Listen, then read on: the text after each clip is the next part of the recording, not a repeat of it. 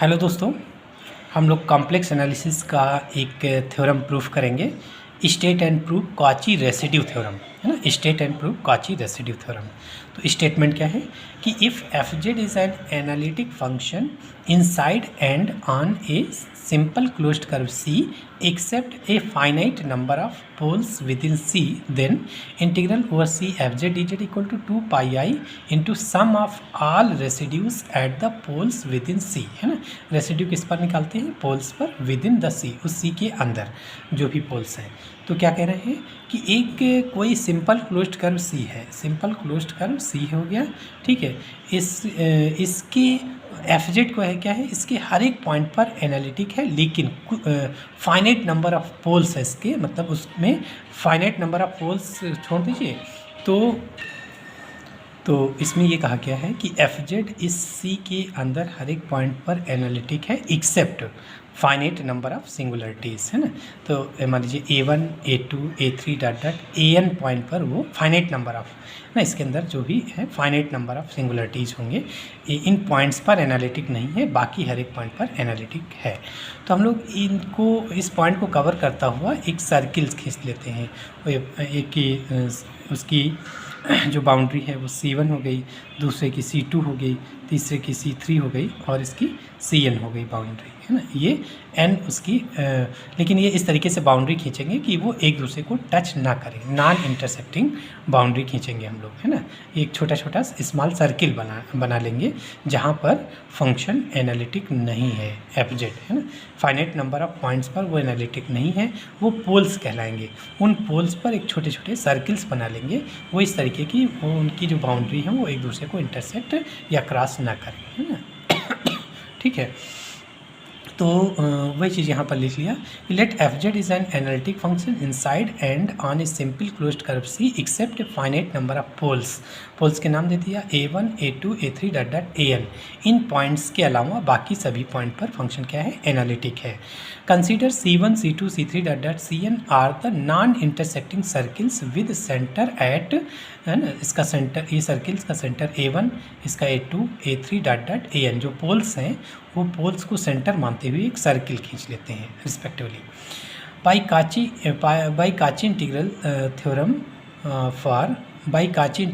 For multi connected simple region, है ना। देखिए मल्टी कनेक्टेड सिंपल रीजन, इनको एक एक कट देके सारे पोल्स पर एक कट देकर हम लोग मल्टी कनेक्टेड रीजन इसको बना सकते हैं।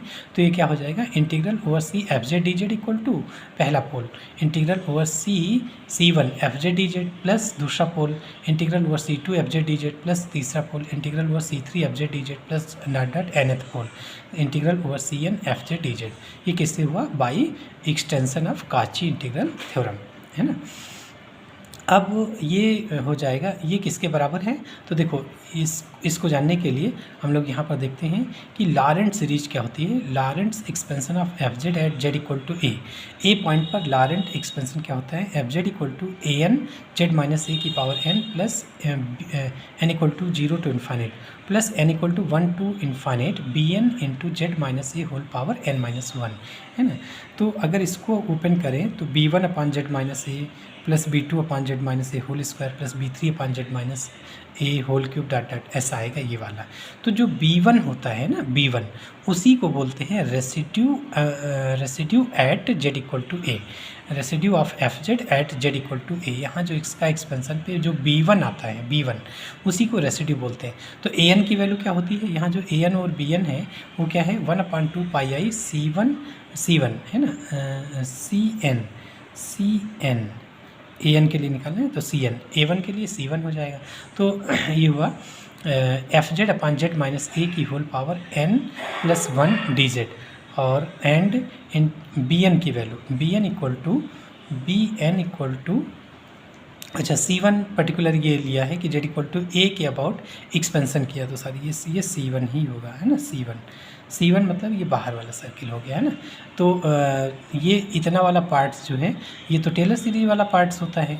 तो उसके लिए z equal to a z equal, अगर ये वाला पोर्शन हटा दें तो इसके लिए तो कहीं पर पोल नहीं होगा, जेड इक्वल टू ए पर एफ जेड की वैल्यू जीरो हो जाएगी, मतलब इन्फाइनेट नहीं होगी। लेकिन इस वाले में जेड इक्वल टू ए रखते ही इन्फाइनेट आएगा, तो इसलिए जेड इक्वल टू ए के अबाउट जो टेलर एक्सपेंशन है तो वहाँ जो बी एन की वैल्यू होगी 1/2 इंटीग्रल ओवर C2 है ना। ये जेड इक्वल टू ए जिसके अबाउट एक्सपेंशन कर रहे हैं उसको कवर करता हुआ एक सर्किल खींचा, वो C2 हो गया, और ये जो बाहर वाला सर्किल है ये C1 है, ठीक है। 1/2 C2 एफ जेड अपन जेड माइनस ए की power n minus n plus 1 d Z, ये बी एन की वैल्यू है। तो B1 क्या हो जाएगा, n की जगह 1 रख लो, तो 1/2 एफ जेड अपन जेड माइनस ए की पावर 0, मतलब ये तो 1 हो जाएगा, एफ जेड डी जेड हो जाएगा। तो B1 क्या है, इसी B1 को बोलते हैं residue of F Z at Z equal to A, और इस इंटीग्रल की वैल्यू क्या निकलेगी, integral equal to 2 into residue of F Z at Z equal to A, है ना, ये इधर करो। और B1 को आपने क्या कहा है, residue of F Z at Z equal to A, तो वही चीज़ हो जाएगा 2 इंटू B1, इसका मतलब 2 into residue of F Z at Z equal to A. तो integral over C2 F Z D Z की वैल्यू ये हो जाएगी। तो इसी तरीके हर पोल के लिए हो जाएगा, हर पोल के लिए तो C1 पोल के लिए हो जाएगा 2 into residue of F Z at Z equal to A1, plus इसके लिए हो जाएगा 2 into residue of F Z at Z equal to A2, ठीक है। इसके लिए हो जाएगा 2 इंटू रेसिड्यू ऑफ, इस इंटीग्रल की वैल्यू हो जाएगी 2 into residue of F Z at Z equal to A3 dot इसके लिए क्या हो जाएगा 2 into residue of F Z at Z equal to AN। अब इन सब में 2 कॉमन हो गया, और बाकी क्या हुआ, residue at Z equal to A1 plus residue at Z equal to A2 plus residue at Z equal to A3 dot plus residue at Z equal to AN। और ये क्या हुआ, सम ऑफ ऑल रेसिड्यूज, सारी residues कितने sum of all residues at poles within C, जितने poles हैं उन सब पोल्स की रेसिड्यू का सम, है ना, ये कर लेंगे। तो ये integral over C F Z D Z के बराबर हो जाएगा, ठीक है। यहाँ पर लॉरेंट्ज एक्सपेंशन से ये बताया गया है, ये चीज़ समझाने के लिए कि इसकी वैल्यू ये कैसे आई, है ना। तो ये लॉरेंट एक्सपेंशन से इसको समझाया गया है, ठीक है। तो चाहे तो ये वाला पार्ट आप स्किप कर सकते हैं, डायरेक्ट लिख सकते हैं इतना, है ना, इतना डायरेक्ट लिख सकते हैं, इसकी वैल्यू डायरेक्ट लिख सकते हैं, ये अंडरस्टूड है, ठीक है।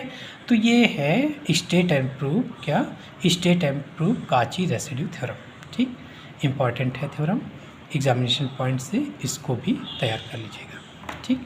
अब अगले वीडियोस में हम लोग इनके क्वेश्चंस देखेंगे, ठीक। Thank you.